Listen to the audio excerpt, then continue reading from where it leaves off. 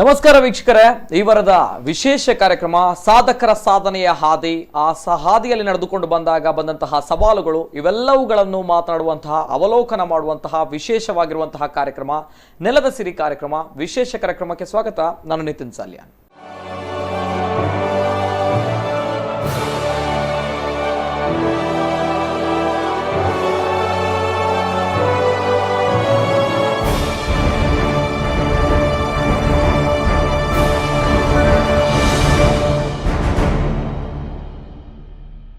S ವೀಕ್ಷಕರೇ, ನಮ್ಮ ಜೊತೆ ಈ ವಾರದ ನೆಲದ ಸಿರಿ ಕಾರ್ಯಕ್ರಮದಲ್ಲಿ ವಿಶೇಷವಾಗಿರುವಂತಹ ವ್ಯಕ್ತಿ, ತೋಳ್ಳಂತಹ ವ್ಯಕ್ತಿ, ಅನೇಕ ಸಾಧನೆ ಮಾಡಿರುವಂತಹ ವ್ಯಕ್ತಿ ನಮ್ಮ ಜೊತೆ ಇದ್ದಾರೆ. ಇವರು ಬರಹಗಾರರು, ಕ್ರಿಯಾತ್ಮಕ ಕಲಾ ನಿರ್ದೇಶಕರು, ಚಿತ್ರಕಲಾವಿದರು, ಶಿಲ್ಪಕಲಾವಿದರು, ಒಳ್ಳೆಯ ನಿರೂಪಕರು ಕೂಡ ಹೌದು, ಸಮಾಜ ಸೇವಕರು ಕೂಡ ಹೌದು.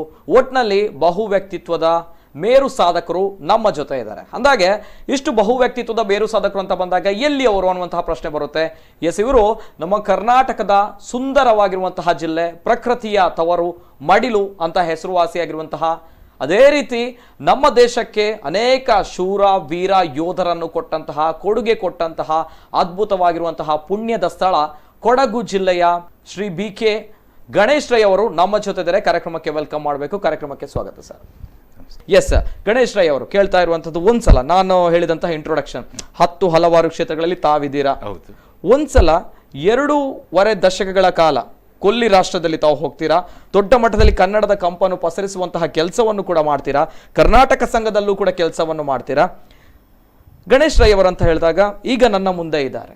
ಒಂದ್ಸಲ ತಮ್ಮ ಹಿಂದಿನ ಬಂದಂತಹ ಒಂದು ಜರ್ನಿ, ಬಂದಂತಹ ಒಂದು ಅವಲೋಕನ ಮಾಡ್ಬೇಕಂತ ಹೇಳಿದ್ರೆ ಯಾವ ರೀತಿ ಮಾಡ್ತೀರಾ ಸರ್? ಪ್ರಕೃತಿಯ ಮಡಿಲು, ವೀರಶೂರರ ನಾಡು, ಫೀಲ್ಡ್ ಮಾರ್ಷಲ್ ಕಾರ್ಯಪ್ಪ ಜನರಲ್ ತಿಮ್ಮಯ್ಯನವರು ಜನಿಸಿದಂಥ ನಾಡು, ಜಲ ರೂಪಿಣಿ ಕಾವೇರಿ ಮಾತೆಯ ಉಗಮಸ್ಥಾನ ತಲಕಾವೇರಿಯನ್ನು ಪಡೆದಂಥ ಧನ್ಯಭೂಮಿ ಕೊಡಗು ಜಿಲ್ಲೆ.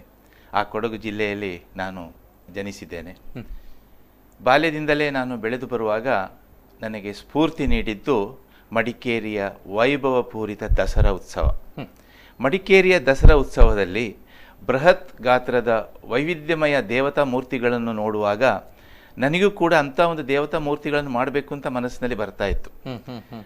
ಆವಾಗ ನನ್ನ ಆಸೆಗೆ ಒಂದು ಹೊಸ ಚಿಗುರನ್ನು ಬರಲಿಕ್ಕೆ ಅವಕಾಶ ಕಲ್ಪಿಸಿಕೊಟ್ಟವರು ನನ್ನ ಪ್ರಾಥಮಿಕ ಶಾಲೆಯ ಅಧ್ಯಾಪಕರುಗಳು. ಯಾಕೆಂತ ಹೇಳಿದರೆ, ಅಂದಿನ ದಿನಗಳಲ್ಲಿ ಒಂದು ಆವೆ ಮಣ್ಣನ್ನು ತಂದು ಗಣಪತಿ ಮೂರ್ತಿಯನ್ನು ಮಾಡುವಾಗ ನನ್ನ ಬೆನ್ನು ತಟ್ಟಿ ಅದಕ್ಕೆ ಒಂದು ಪ್ರೋತ್ಸಾಹ ನೀಡಿದವರು ನನ್ನ ಗುರುಗಳು. ಅದು ಹಾಗೇನೆ ಬೆಳೀತಾ ಬಂದು ನಾನೊಮ್ಮೆ ಮಡಿಕೇರಿಯ ಜೂನಿಯರ್ ಕಾಲೇಜಿನಲ್ಲಿ ಮುಂಭಾಗದ ಒಂದು ಮಹಾದ್ವಾರದಲ್ಲಿ ಶಿಲ್ಪಕಲೆಯನ್ನು ಮಾಡುವ ಅವಕಾಶ ನನಗೆ ಸಿಕ್ಕಿತು. ಆ ಶಿಲ್ಪಕಲೆಯನ್ನು ಮಾಡಿದಾಗ ಅದರ ಉದ್ಘಾಟನೆಯನ್ನು ಫೀಲ್ಡ್ ಮಾರ್ಷಲ್ KM ಕಾರ್ಯಪ್ಪನವರಂದು ಬಂದು ನೆರವೇರಿಸಿದರು. ಅದೇ ದಿವಸ ಒಬ್ಬ ಕಲಾವಿದನಿಗೆ ಗೌರವ ಸಲ್ಲಿಸೋದಕ್ಕೋಸ್ಕರ ನನಗೆ ಸನ್ಮಾನ ಮಾಡಿದರು. ನನ್ನ ಜೀವಮಾನದಲ್ಲಿ ಪಡೆದ ಪ್ರಥಮ ಸನ್ಮಾನ ಅದು ಫೀಲ್ಡ್ ಮಾರ್ಷಲ್ ಕಾರ್ಯಪ್ಪನವರಿಂದ. ಅದ್ಭುತ. ಅದು ಮಾತ್ರ ಅಲ್ಲದೆ ಆ ದಿನದ ಒಂದು ಚಿತ್ರೀಕರಣ ಕಲರ್ ನಲ್ಲಿ ನಡೆಯಿತು. ಅಂದ್ರೆ ಅಲ್ಲಿವರೆಗೆ ಬ್ಲ್ಯಾಕ್ ಅಂಡ್ ವೈಟ್ ಅಲ್ಲಿ ಇದ್ದಂತ ಕ್ಯಾಮರಾದ ಕ್ಲಿಕ್ಗಳು ಅವತ್ತು ಕಲರ್ ಫಿಲಮ್ ನಲ್ಲಿ ಕ್ಲಿಕ್ ಆಗಿ ಬಾಂಬೆಯಲ್ಲಿ ಅದು ಪ್ರಾಸೆಸ್ ಆಗಿ ಪ್ರಥಮ ಬಾರಿಗೆ 1974ರಲ್ಲಿ ಕೊಡಗಿಗೆ ಒಂದು ವರ್ಣಚಿತ್ರ ಪ್ರವೇಶ ಆಯಿತು. ಅದ್ಭುತ. ಅದು 2 ದಾಖಲೆಗಳು. ಒಂದು ಜಿಲ್ಲೆಯ ದಾಖಲೆ ಆದರೆ ಒಂದು ನನ್ನ ಸ್ವಂತ ದಾಖಲೆಗೆ ಫೀಲ್ಡ್ ಮಾರ್ಷಲ್ ಕಾರ್ಯಪ್ಪನವರ ಸನ್ಮಾನ. ಅದು ನನಗೆ ಅವತ್ತು ಒಂದು ಭದ್ರ ಬುನಾದಿಯನ್ನೇ ಹಾಕಿಕೊಡ್ತು. ನನ್ನ ಆ ಒಂದು ಶಿಲ್ಪಕಲೆ, ಚಿತ್ರಕಲೆಯ ಹವ್ಯಾಸವನ್ನು ನೋಡಿದಂಥ ಅಂದಿನ ಪ್ರಿನ್ಸಿಪಾಲ್ ಆಗಿದ್ದಂಥ ಶ್ರೀ PP ಅಯ್ಯಣ್ಣವರು ನನಗೆ ನನ್ನ ಗಾಡ್ ಫಾದರ್ ಆದರು. ಮೈಸೂರಿನ ಚಾಮರಾಜೇಂದ್ರ ಟೆಕ್ನಿಕಲ್ ಇನ್ಸ್ಟಿಟ್ಯೂಟ್, ಇವಾಗ ಅದು ಕಾವ ಆಗಿದೆ. ಆ ಕಾವಕ್ಕೆ ಜಿಲ್ಲೆಯಿಂದ ಕಲಾವಿದ ಅಭ್ಯರ್ಥಿಗಳನ್ನು, ಅಂದರೆ ತರಬೇತಿ ಪಡೆಯುವಂಥ ವಿದ್ಯಾರ್ಥಿಗಳನ್ನು ಆಯ್ಕೆ ಮಾಡ್ತಾ ಇದ್ರು. ಜಿಲ್ಲಾಧಿಕಾರಿಗಳ ಮೂಲಕ ಆ ಒಂದು ಕಾಲೇಜಿಗೆ ಆಹ್ವಾನ ಬಂದಿತ್ತು. ಅಲ್ಲಿ ಪ್ರಿನ್ಸಿಪಾಲ್ PP ಅಯ್ಯಣ್ಣವರು ನನ್ನನ್ನು ಆಯ್ಕೆ ಮಾಡಿ ಮೈಸೂರಿಗೆ ತರಬೇತಿಗೆ ಕಳಿಸಿಕೊಟ್ರು. ಅದು 5 ವರ್ಷದ ತರಬೇತಿ.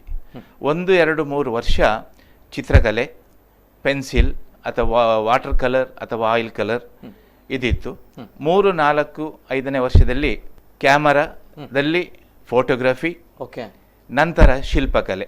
ಇದ್ರಲ್ಲಿ ಯಾವ್ದಾದ್ರು ಒಂದನ್ನು ತೆಗೆದುಕೊಳ್ಬಹುದಾಗಿತ್ತು. ನಾನು ಎರಡನ್ನೂ ತೆಗೆದುಕೊಂಡೆ. ನನ್ನ ಚಿತ್ರಕಲೆಯ ಜೊತೆಗೆ ನನಗೆ ಶಿಲ್ಪಕಲೆಯೂ ಕೂಡ ಆಸಕ್ತಿ ಇದ್ರಿಂದ ಅದರಿಂದ ನನಗೆ ಕರಗತ ಆಯ್ತು.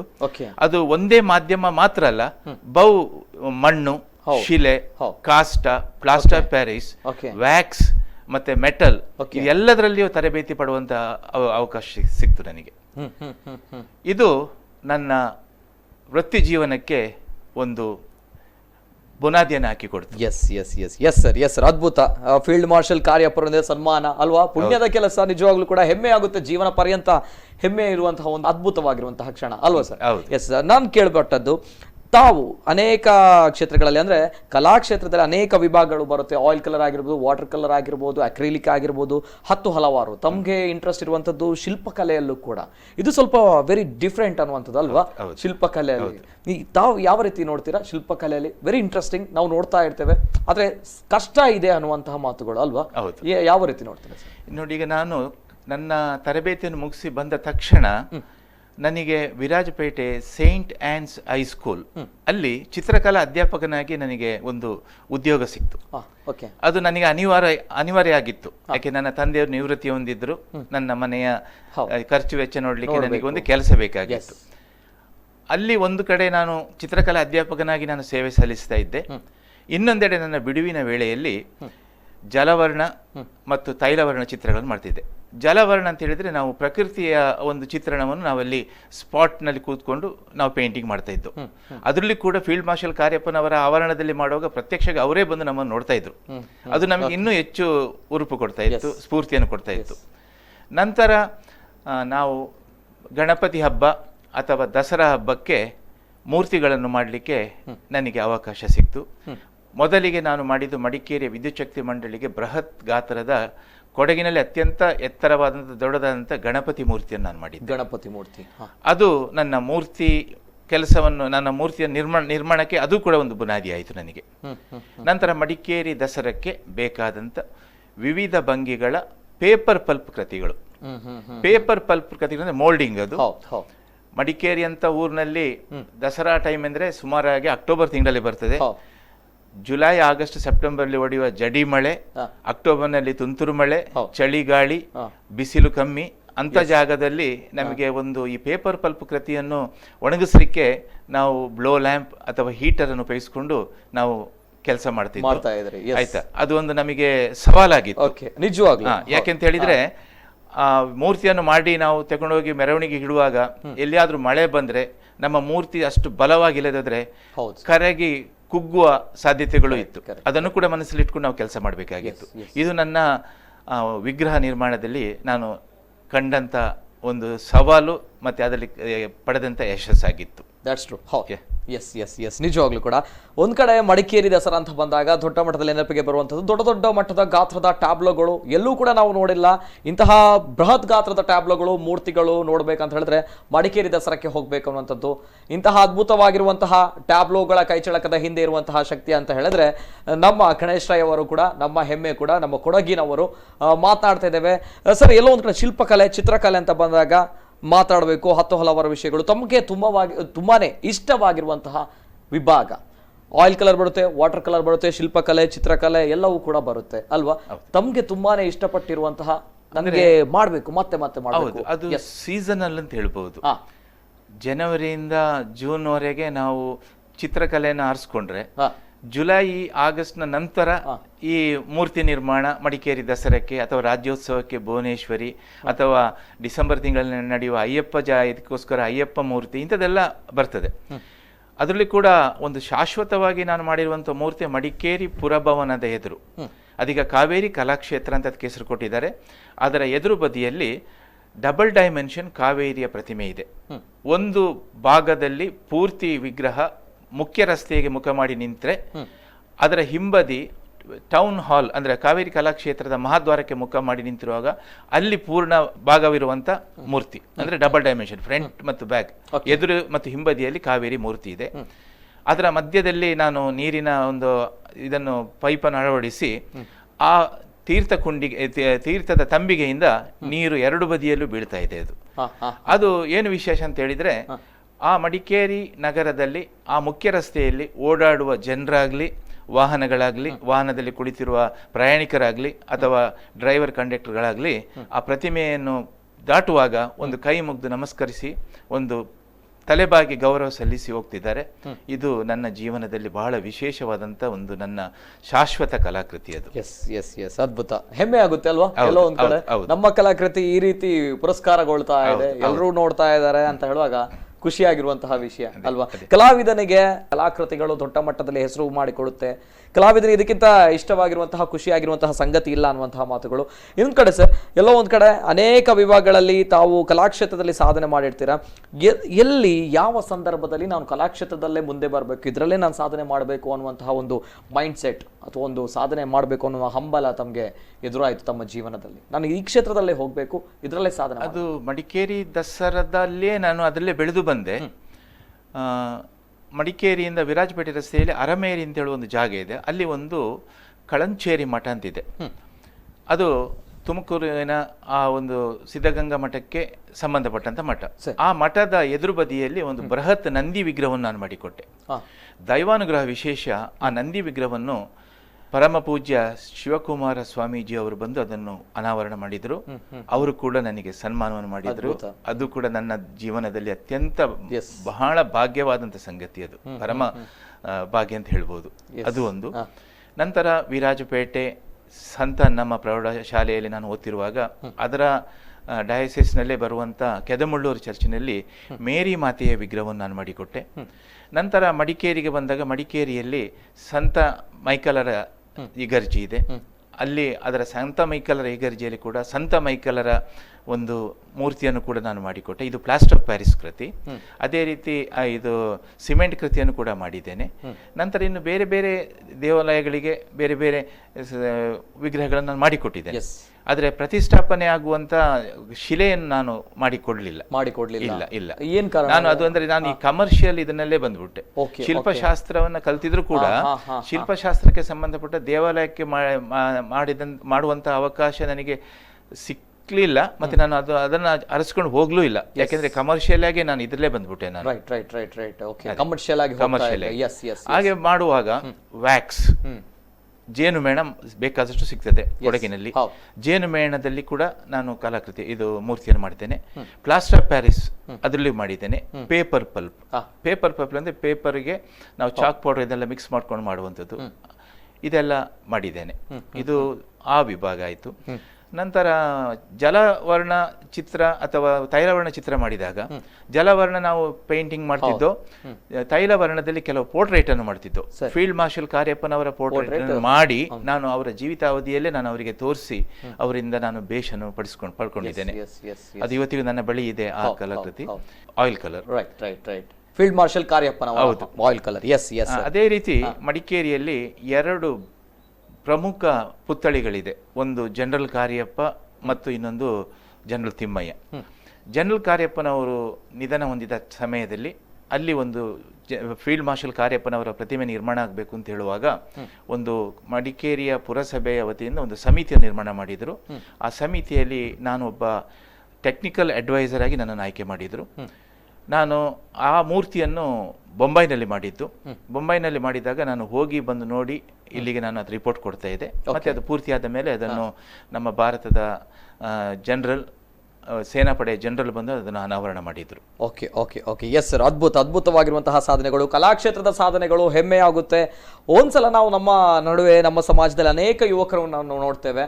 ಆದರೆ ಯುವಕರು ಅವರ ಮನೆಯವರು, ಅವರ ಹೆತ್ತವರು, ತಂದೆ ತಾಯಿಯವರು ಹೇಳುವಂತಹ ಮಾತುಗಳು ಅಂತ ಹೇಳಿದ್ರೆ, ಎಲ್ಲೋ ಒಂದು ಕಡೆ ಮಕ್ಕಳಿಗೆ ನೀನು ಡಾಕ್ಟರ್ ಆಗು, ನೀನು ಇಂಜಿನಿಯರೇ ಆಗು, ಇಂತಹ ಕೆಲಸಗಳನ್ನು ಮಾಡಬೇಕು ಅನ್ನುವಂಥದ್ದು. ಆದರೆ ಎಲ್ಲೋ ಒಂದು ಕಡೆ ಕಲಾಕ್ಷೇತ್ರದಲ್ಲಿ ಒಬ್ಬ ಯುವಕ ಅಥವಾ ಒಬ್ಬ ಯುವತಿ ಮುಂದೆ ಹೋಗ್ತಾರೆ ಅಂತ ಬಂದಾಗ ದೊಡ್ಡ ಮಟ್ಟದ ಸವಾಲುಗಳು ಅವರ ಕಣ್ಣೆದುರಿಗೆ ಬರುತ್ತೆ. ಮೊದಲಿಗೆ ಬರ್ತಾ ಇರುವಂಥದ್ದು ನಮ್ಮ ಸಮಾಜ, ಅದೇ ರೀತಿ ನಮ್ಮ ಪೇರೆಂಟ್ಸ್ಗಳು, ಅಂದರೆ ಹೆತ್ತವರು ಅಂತ ಕರಿತೀವಿ ನೋಡಿ ಅವರು. ಆದರೆ ಎಲ್ಲೋ ಒಂದು ಕಡೆ ಗಣೇಶ್ ರೈ ಅವರ ಜೀವನದಲ್ಲಿ ಯಾವ ರೀತಿ ಇತ್ತು, ಅವರ ಹೆತ್ತವರ ಸಪೋರ್ಟ್ ಯಾವ ರೀತಿ ಇತ್ತು, ಇದು ಸರ್ ಕೇಳಬೇಕಾಗಿರೋದು very interesting and very important ಅಲ್ವಾ? ಪ್ರಶ್ನೆಯನ್ನು ಕೇಳಿದರೆ ಇದು ನನಗೆ 1978ರಲ್ಲಿ ಆಗಸ್ಟ್ ತಿಂಗಳಲ್ಲಿ ನಾನು ಪ್ರಥಮ ಬಾರಿಗೆ ಅಧ್ಯಾಪಕನಾಗಿ ನನ್ನ ಅಧ್ಯಾಪಕ ವೃತ್ತಿಗೆ ನಾನು ಹೋಗುವಾಗ, ಆಗ 20-21ರ ಚಿಗುರು ಮೀಸೆಯ ಯುವಕ. 20-21ರ ಯುವಕ.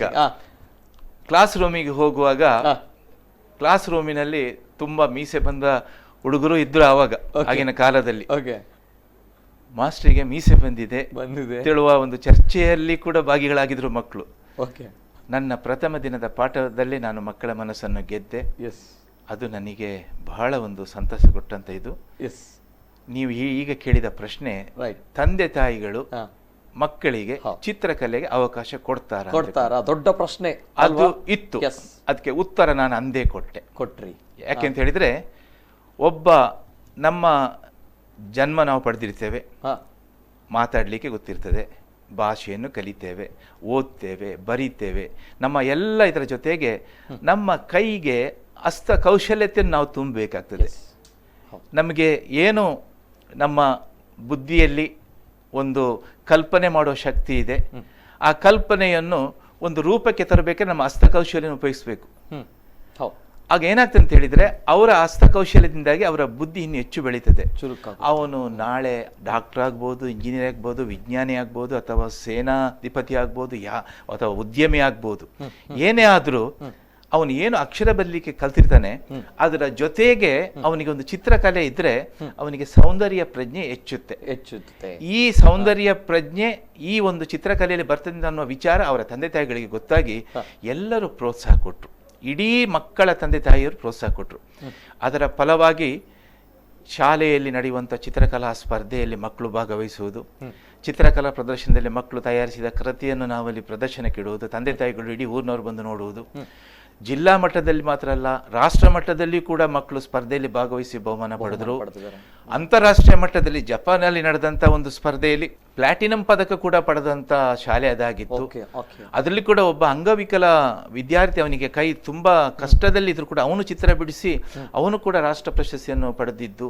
ಇದೆಲ್ಲ ನನ್ನ ಒಂದು ಆ ವೃತ್ತಿ ಜೀವನಕ್ಕೆ ಬಹಳ ಒಂದು ಹೆಚ್ಚು ಸಪೋರ್ಟ್ ಕೊಡ್ತಾ ಬಂತು. ಇದು ಬಹಳ ವಿಷಯ ನನಗಿದಾಯ್ತು. ಆಯ್ತಾ, ಇದರಿಂದಾಗಿ ಇವತ್ತಿಗೂ ಕೂಡ ಬಹುಶಃ ನಾನು ಒಂದು 10,000ಕ್ಕಿಂತ ಹೆಚ್ಚು ಮಕ್ಕಳನ್ನು ನಾನು ತರಬೇತಿ ಮಾಡಿ ಕಳಿಸಿರ್ಬೋದು. ಆ 10,000 ಮಕ್ಕಳಕ್ಕಿಂತ ಹೆಚ್ಚು ಮಕ್ಕಳು ಕೂಡ ಇವತ್ತು ನನ್ನ ಜೊತೆಗೆ ನನ್ನ ಸೋಷಿಯಲ್ ಮೀಡಿಯಾದಲ್ಲಿ ನನ್ನ ಲಿಂಕ್ನಲ್ಲಿ ಅಲ್ವಾ? ಹೌದು, ಅವರೆಲ್ಲ ಅಮೆರಿಕದಲ್ಲಿ, ನ್ಯೂಜಿಲ್ಯಾಂಡ್ ನಲ್ಲಿ, ಆಸ್ಟ್ರೇಲಿಯಾದಲ್ಲಿ, ಎಲ್ಲೆಲ್ಲಿ ಬೇರೆ ಬೇರೆ ಕಂಟ್ರಿಲಿ ಇದ್ದಾರೆ. 2 ದಿವಸಕ್ಕೊಮ್ಮೆ 3 ದಿವಸಕ್ಕೊಮ್ಮೆ ವಾಟ್ಸಪ್ ಅಲ್ಲಿ ನನಗೆ ಒಂದು ಸಂದೇಶ ಕಳಿಸಿರ್ತಾರೆ, ವಿಶ್ ಕಳಿಸ್ತಾ ಇರ್ತಾರೆ. ಇದು ನಾನು ಒಬ್ಬ ಅಧ್ಯಾಪಕನಾಗಿ ನಾನು ಪಡೆದಂತ ಒಂದು ಇದು. ತಾವು ಗುರುಗಳಾಗಿ, ತಾವು ಮಾರ್ಗದರ್ಶಕರಾಗಿ ತಮ್ಮ ವಿದ್ಯಾರ್ಥಿಗಳಿಗೆ ಒಳ್ಳೆಯ ಸಲಹೆ, ಒಳ್ಳೆಯ ಸಂದೇಶ, ಒಳ್ಳೆಯ ಮಾರ್ಗದರ್ಶನ ಕೊಟ್ರಿ ಅವ್ರ ಜೀವನದಲ್ಲಿ ಏನಾದ್ರು ಸಾಧನೆ ಮಾಡಬೇಕು ಅಂತ ಬಂದಾಗ. ಆದ್ರೆ ಎಲ್ಲೋ ಒಂದ್ ಕಡೆ ಈ ಹಿಂದಿನ ಕಾಲದಲ್ಲಿ ತಮಗೆ ಯಾವ ರೀತಿ ಇತ್ತು? ತಮ್ಮ ತಂದೆ ತಾಯಿಯವರ ಸಪೋರ್ಟ್, ಪ್ರತಿಷ್ಠಿತ ಬಂಟ ಮನೆತನದಿಂದ ತಾವು ಬರ್ತೀರಾ ಅಲ್ವಾ?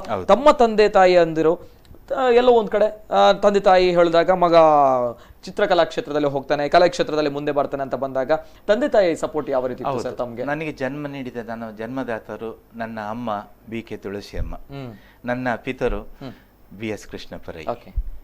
ನನ್ನನ್ನು ಮೈಸೂರಿನ ಆ ಒಂದು ಕಲಾ ಸಂಸ್ಥೆಗೆ ಕಳಿಸೋಕ್ಕಿಂತ ಮೊದಲು ಪ್ರಿನ್ಸಿಪಾಲ್ ನಮ್ಮ ತಂದೆಯನ್ನು ಕಾಲೇಜಿಗೆ ಕರೆಸಿ, ನಿಮ್ಮ ಮಗನನ್ನು ನಾವು ಆಯ್ಕೆ ಮಾಡಿದ್ದೇವೆ, ಮೈಸೂರಿಗೆ ಕಳಿಸಿದ್ದೇವೆ, ನಿಮ್ಮ ಒಪ್ಪಿಗೆ ಇದೆಯಾ ಅಂತ ಕೊಂಡು. ನನ್ನ ತಂದೆಯವರು ಒಂದು ಕ್ಷಣವೂ ಆಚೆ ಈಚೆ ಯೋಚನೆ ಮಾಡದೆ, ನನ್ನ ಒಪ್ಪಿಗೆ ಇದೆ, ಅವನ ದಾರಿಯನ್ನು ಅವನು ನೋಡ್ಕೊಳ್ಳಿ, ಅವನಿಗೆ ಒಳ್ಳೆಯ ಭವಿಷ್ಯವನ್ನು ನೀವು ಕಲ್ಪಿಸಿದ್ರ, ಅದು ನನಗೆ ಸಿಕ್ಕಿದ ಒಂದು ಆಶೀರ್ವಾದ ನನಗೆ. ಅದ್ಭುತ. ಒಂದು ಮಾತಾಡಿಲ್ಲ. ಆಯ್ತಾ, ನಾನು ಒಬ್ಬನೇ ಮಗ, ನಾನು ಸೈನ್ಯಕ್ಕೆ ಸೇರಲಿಲ್ಲ. ಯಾಕೆಂದ್ರೆ ಸೈನ್ಯಕ್ಕೆ ಕೊಡಗಿನ ಪ್ರತಿಯೊಂದು ಮನೆಯಿಂದ ಸೈನ್ಯಕ್ಕೆ ಒಬ್ಬರಾದ್ರೂ ಕನಿಷ್ಠ ಪಕ್ಷ ಹೋಗ್ತಾರೆ. ನನಗೆ ಹೋಗ್ಲಿಕ್ಕೆ ಇರುವ ಹಂಬಲ ಇತ್ತು. ನಾನು ಕೂಡ ಪ್ರೌಢಶಾಲೆ ಓದ್ತಿರುವಾಗ ನೇವಲ್ ವಿಂಗ್ ನಲ್ಲಿ ಇದ್ದೆ. ನಾನು ನೇವಲ್ ವಿಂಗ್ ನಲ್ಲಿ ಇರುವಾಗ ನನಗೆ ಶ್ರೀ MM ನಾಣಯ್ಯ ಅಂತ ಹೇಳುವಂತ ಮತ್ತು CB ಅಪ್ಪಚ್ಚು ಅಂತ ಹೇಳುವವರು ನನ್ನ NCC ಅಧಿಕಾರಿಗಳಾಗಿದ್ರು. ಅವರು ನನಗೆ ಆ NCC ತಂಡಕ್ಕೆ ನನ್ನನ್ನು ಒಂದು ನಾಯಕನಾಗಿ ಮಾಡಿದ್ದು, ನನಗೆ ನಾಯಕ ಸ್ಥಾನಕ್ಕೆ ನನಗೆ ಒಂದು ಭದ್ರ ಬುನಾದಿಯನ್ನು ಹಾಕಿ ಕೊಟ್ಟವರು ಅವರು. ನಾನು ಇವತ್ತು ಅವ್ರು ನೆನೆಸ್ಕೊಳ್ಳಬೇಕು. ಇವತ್ತು ನನ್ನಲ್ಲಿ ನಾಯಕತ್ವ ಗುಣ ಇದ್ರೆ ಅದಕ್ಕೆ ಆ ಬೀಜವನ್ನು ಬಿತ್ತಿದವರು ಅಂದಿನ NCC. ಇದು ಬಹುಶಃ ಆ NCC ಅಲ್ಲಿ ಇದ್ದರಿಂದ ಶಿಸ್ತು ಪಾಲನೆ, ಸಮಯ ಪ್ರಜ್ಞೆ, ಆ ದಕ್ಷತೆ, ಆ ಒಂದು ಗಡಸು, ಗಂಭೀರ್ಯತೆ, ಇದನ್ನೆಲ್ಲ ಅಲ್ಲಿ ಕಲ್ತಿದ್ದು. ಹಾಗೇನೆ ನನಗೆ ಅದನ್ನು ಸ್ಕೌಟ್ನಲ್ಲಿ ಅಳವಡಿಸ್ಕೊಂಡೆ. ನಾನು ಯಾವಾಗ ಈ ಒಂದು ಶಾಲೆಯ ಒಳಗಡೆನೆ ವಿದ್ಯಾರ್ಥಿಗಳ ಜೊತೆಗೆ ನಾನು ಒಂದು ಯಾವ ರೀತಿ ನಾನು ಇದು ಮಾಡ್ತಿದ್ದೆ, ಅದನ್ನು ಸಾಮಾಜಿಕ ಇದಕ್ಕೆ ತರಬೇಕು ಅಂತ ತಿಳ್ಕೊಂಡು ನಾನು ಸಮಾಜಕ್ಕೆ ಬಂದೆ. ಸಮಾಜಕ್ಕೆ ಬಂದು ವೃತ್ತಪತ್ರಿಕೆ ಮಾಧ್ಯಮವನ್ನು ಆರಿಸ್ಕೊಂಡೆ. ನನ್ನ ಸ್ನೇಹಿತರು ನನಗೆ ಕಾಲಮ್ಗಳನ್ನು ಕೊಟ್ಟರು. ಒಂದು ವಾರಕ್ಕೆ ನಾನು ಅಲ್ಲಿ ಒಂದು ಕಾಲಮ್ನಲ್ಲಿ ಕಲೆಗೆ ಸಂಬಂಧಪಟ್ಟಂತ ವಿಚಾರ ಬರೀತಿದ್ದೆ.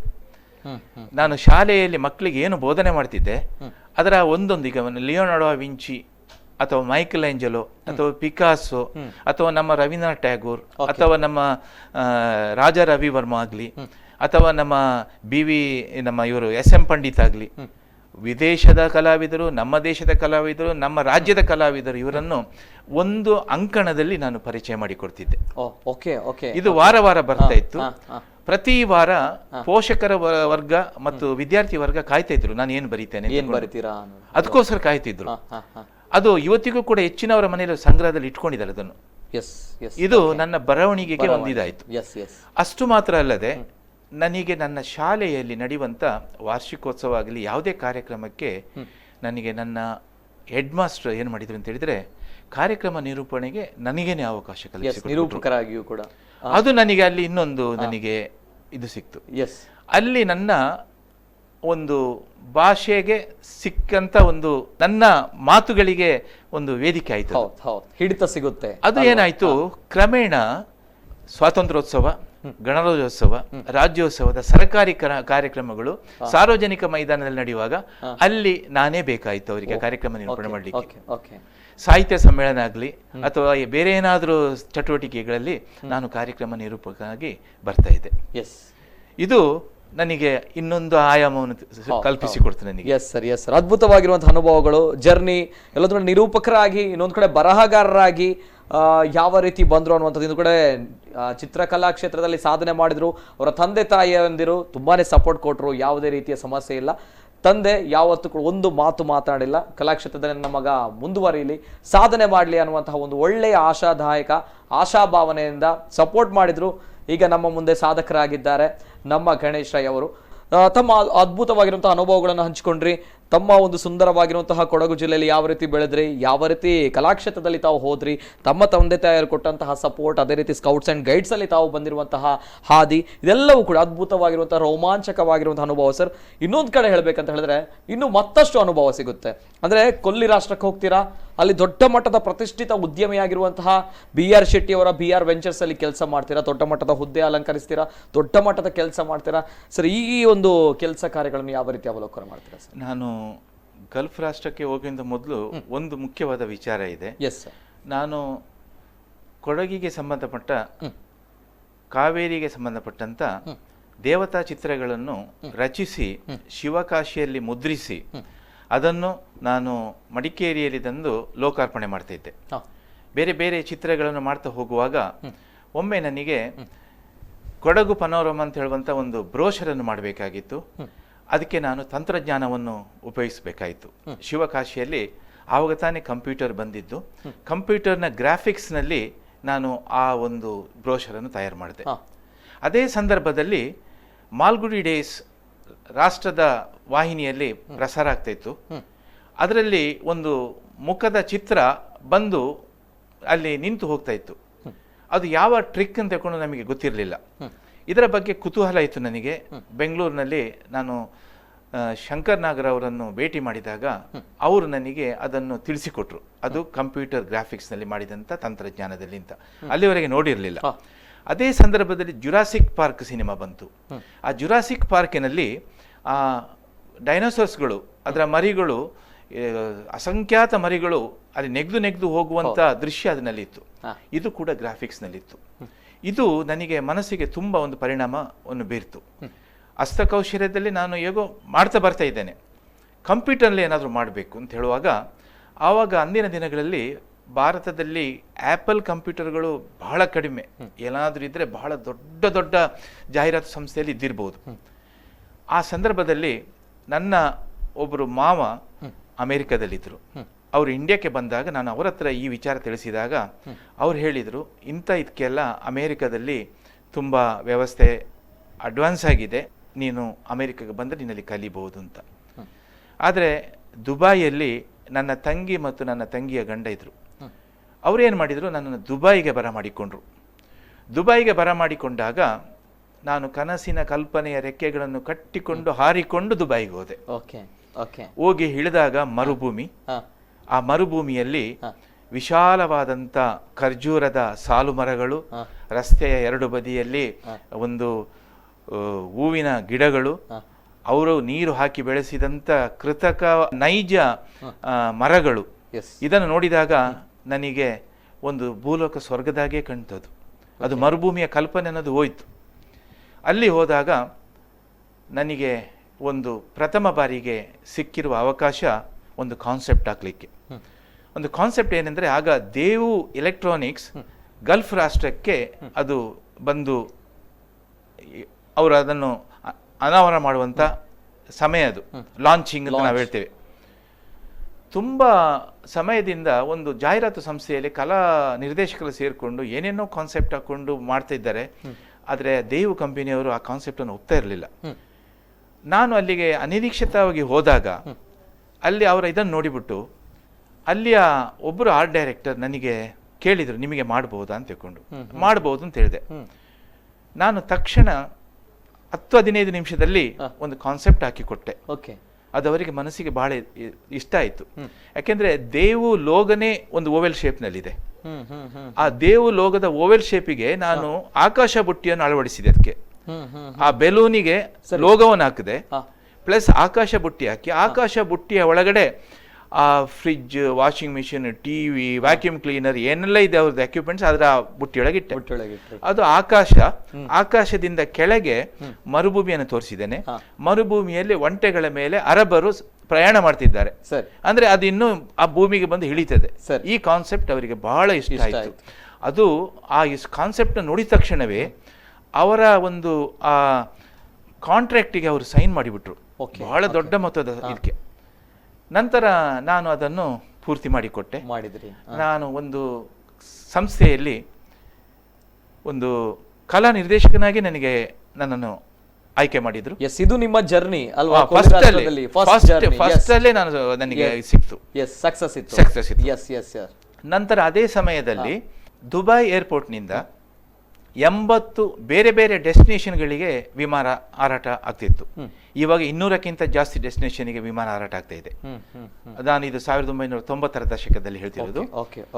ಆ 80 ಬೇರೆ ಬೇರೆ ಇದರಲ್ಲಿ ಕೆಲವು ಆಯ್ದ ಸುಮಾರು ಒಂದು 20ರಿಂದ 25 ವಿಮಾನಯಾನದಲ್ಲಿ ಆ ವಿಮಾನದ ಒಳಗಡೆ ಇನ್ಫ್ಲೈಟ್ ಮ್ಯಾಗಝೈನ್ಗಳನ್ನು ಇಟ್ಟಿರ್ತಾರೆ ಅಡ್ವರ್ಟೈಸ್ಮೆಂಟ್.